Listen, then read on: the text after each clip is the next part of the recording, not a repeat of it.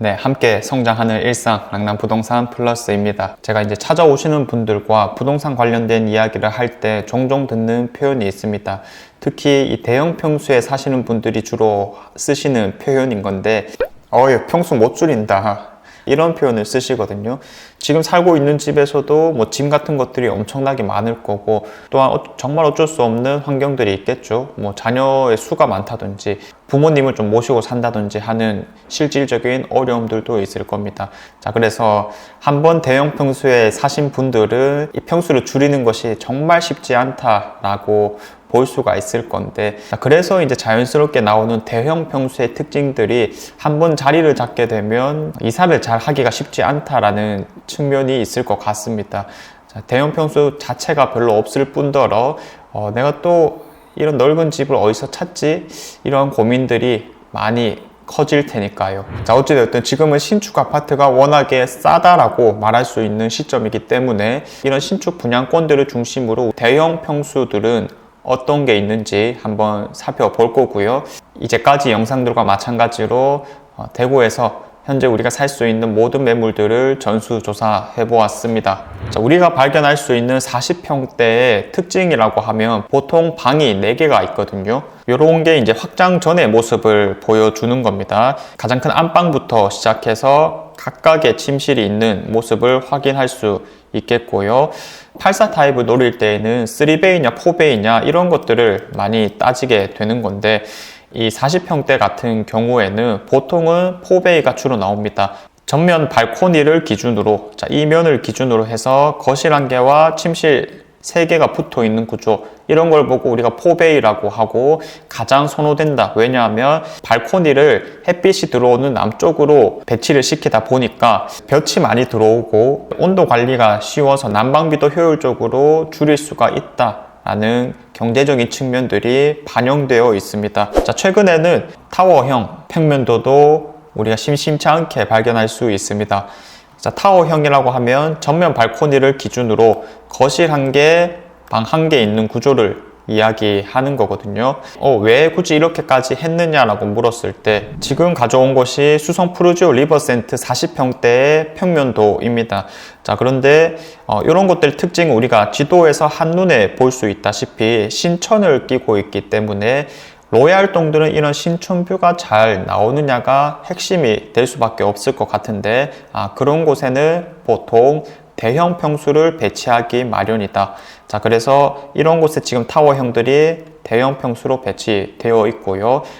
이런 뷰 같은 것을 가장 중요하게 생각했구나. 4베이냐 2베이냐 그런 것들로 무작정 좋다 안 좋다를 나누기보다는 뷰가 확실히 잘 나올 수 있는 구조이냐 고려한다면 충분히 왜 이렇게 평면도가 나왔을까를 이해해 볼 수 있을 것입니다. 이런 예시들이 있지만은 이런 4베이 형식의 평면도가 가장 많다라는 것을 항상 기본적으로 인지하시면 되겠고요. 네이버에서 간단하게 우리가 검색할 수 있는 방식이 있을 건데, 자, 분양권을 먼저 체크하시고 그 다음에 매매, 그 다음에 이제 면적을 저는 한 37평부터 49평까지로 맞추었습니다.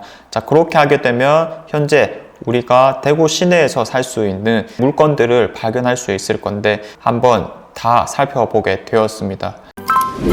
자, 다 살펴보았을 때 현재 25개의 단지가 나오게 되고요. 지금은 지역별로 우리가 구분을 한번 해보자면 경산도 들고 왔습니다. 중산동이라고 하면은 2호선도 이어져 있고 대구 생활권이라고 볼 수 있기 때문에 이렇게 대형 평수들을 한번 들고 와봤고요. 자, 그리고 남구에 하나, 달서구에 꽤 많은 주상복합들이죠. 그 다음에 이제 동구, 서구, 수성구, 중구까지 내가 살고 있는 지역들 중심으로 한번 살펴보시면 될 것 같고요. 이참에 다른 지역에 넘어갈 수도 있겠다, 더 좋은 입지로 갈 수도 있겠다라는 생각들을 많이 하실 거니까 가격 순서대로도 한번 체크를 해보겠습니다. 자, 그렇게 했었을 때 2개 아파트가 상반된 가격을 보여주었는데 가장 저렴하다라고 볼 수 있는 것은 대명자이 그랜드 시티 한 42평쯤 되는 것이 5억 2천에 최저가가 형성되어 있었고요. 그 다음에 가장 비싸다라고 얘기할 수 있는 것은 수성 버머 W였습니다. 41평짜리가 매물 딱 하나 있는 상태에서 20억의 가격을 형성하고 있었습니다.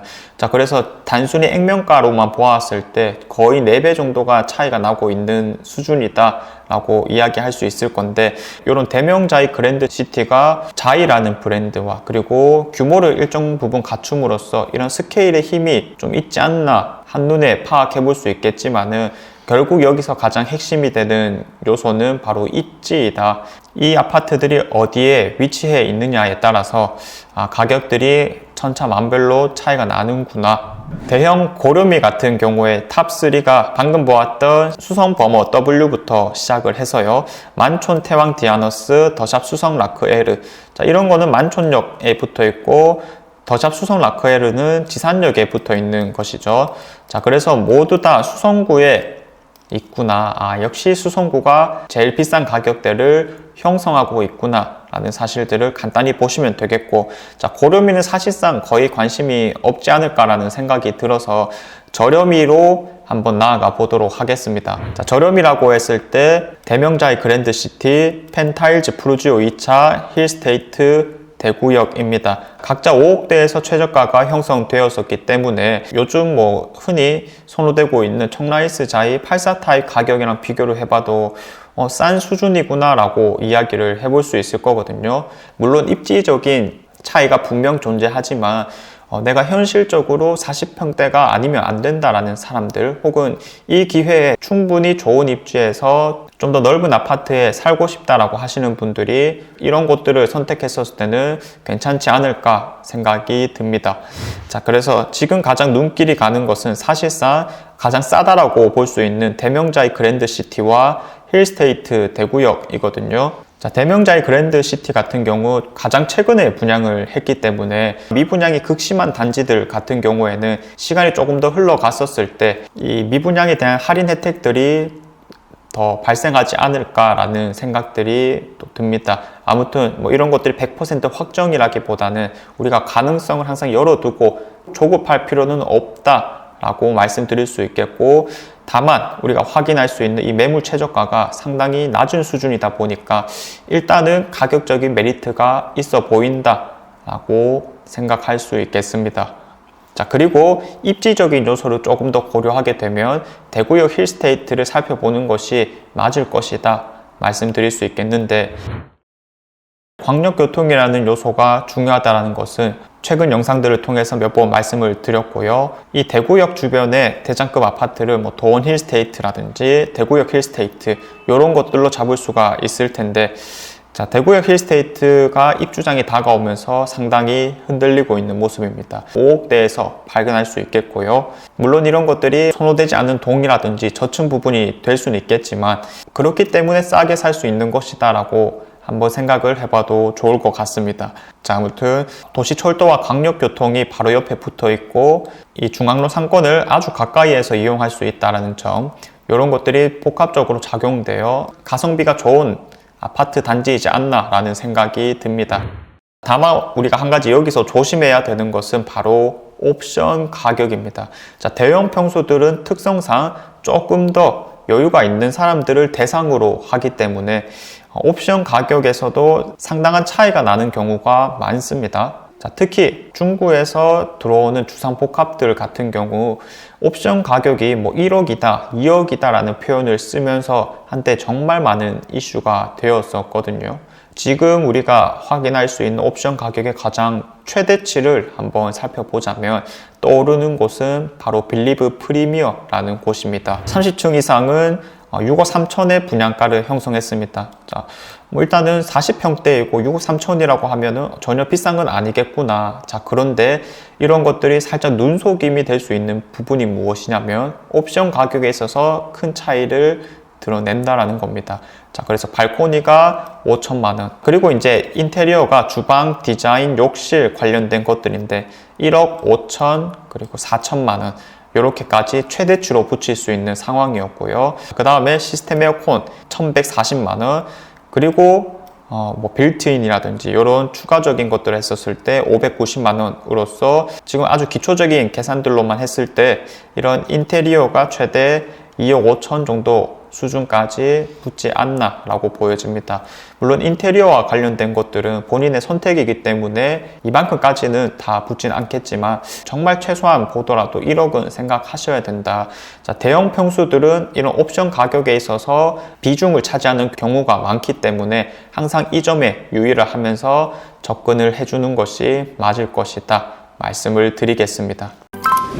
지금 이 시장에서 우리한테 가장 중요한 것이 무엇일까를 곰곰이 생각을 해봅니다. 이 부동산 가격과 관련해서 많은 예상과 예측을 하고 있지만 사실 그런 것들이 제대로 된 준비다 이런 생각은 안 하고 있습니다. 왜 그러냐면 그 예상을 해서 달라지는 게 무엇이냐, 결국 얻는 것은 두려움밖에 없다 이렇게 생각이 들기 때문이죠. 우리가 어떤 행동을 할 수 있을까가 가장 중요하다고 볼 수 있을 건데 대구 아파트와 관련해서는 시세 조사를 하는 것이 가장 핵심이다 라고 생각이 듭니다. 자, 그래서 단순히 아는 것 자체가 정말로 중요하다. 우리가 모르는 것을 마치 내 것인 양 우역구역 내 머릿속에 넣으려고 할 필요는 없다라고 보고요. 내가 할 수 있는 가장 쉬운 행동들부터 채워나가시면 좋을 것 같습니다. 자, 물론 그 가장 쉬운 행동은 제 유튜브를 매일 보는 거겠고요. 자, 그래서 서두에서 한번 대형 평수에 살았던 분들은 다시 이 소형으로 넘어가기가 힘들다라는 표현을 많이 쓴다 말씀드렸는데, 자, 이게 이제 정말 어쩔 수 없는 경우를 제외하고는 또 짐과 관련된 측면이 많을 것 같습니다.